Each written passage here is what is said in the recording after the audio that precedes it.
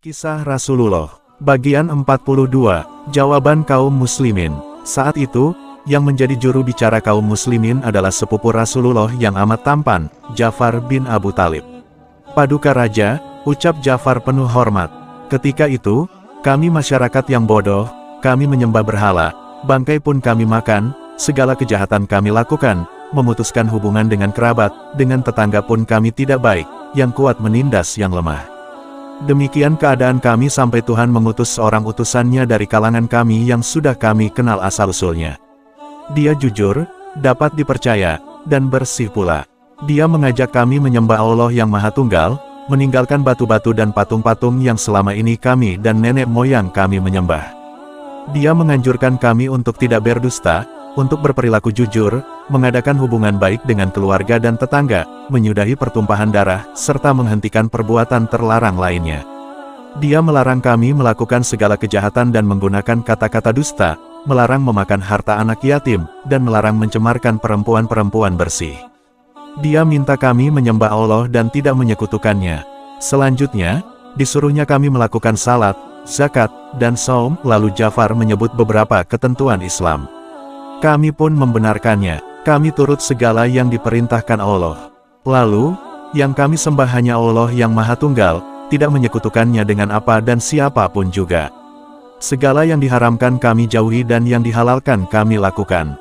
Oleh karena itulah, masyarakat kami memusuhi kami, menyiksa kami, dan menghasut kami, dan supaya kami meninggalkan agama kami dan kembali menyembah berhala supaya kami membenarkan segala keburukan yang pernah kami lakukan dulu.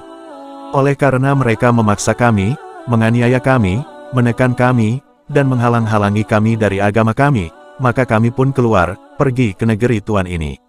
Tuhan jugalah yang menjadi pilihan kami. Senang sekali kami berada di dekat Tuhan, dengan harapan, di sini tidak akan ada penganiayaan. Najasyi mendengarkan penuh dengan kesungguhan, lalu katanya, adakah ajaran Tuhan yang dibawanya itu yang dapat Tuhan bacakan kepada kami?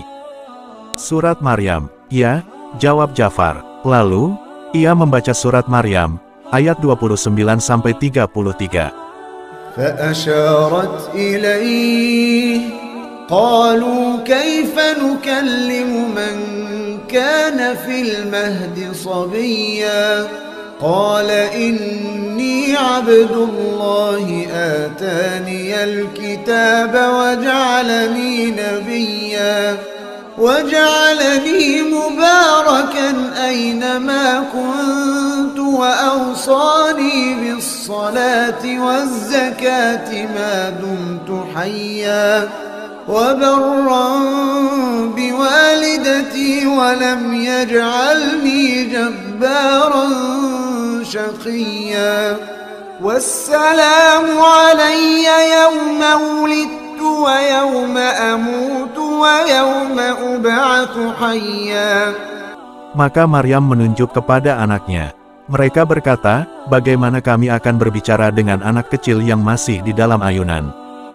Berkata Isa, sesungguhnya aku ini hamba Allah, Dia memberiku Alkitab Injil, dan Dia menjadikan aku seorang nabi.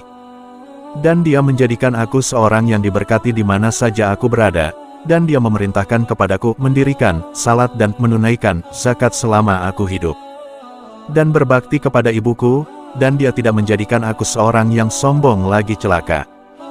Dan kesejahteraan semoga dilimpahkan kepadaku, pada hari aku dilahirkan, pada hari aku meninggal dan pada hari aku dibangkitkan hidup kembali.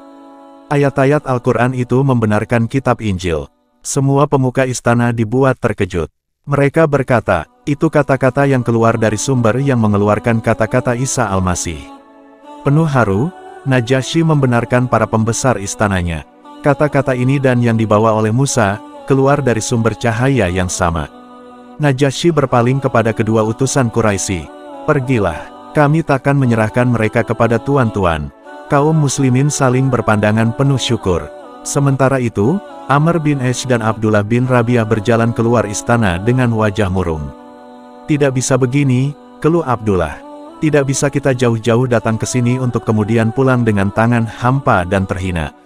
Amr bin Ash, yang terkenal lihai dalam bersiasat, merenung sejenak. Rasanya, aku masih punya siasat lain, katanya. Namun, biar kita kembali esok hari. Biarkan para pengikut Muhammad itu merasa senang. Besok, akan kita kejutkan mereka dengan pertanyaan yang akan kita ajukan kepada Najasyi. Bersambung.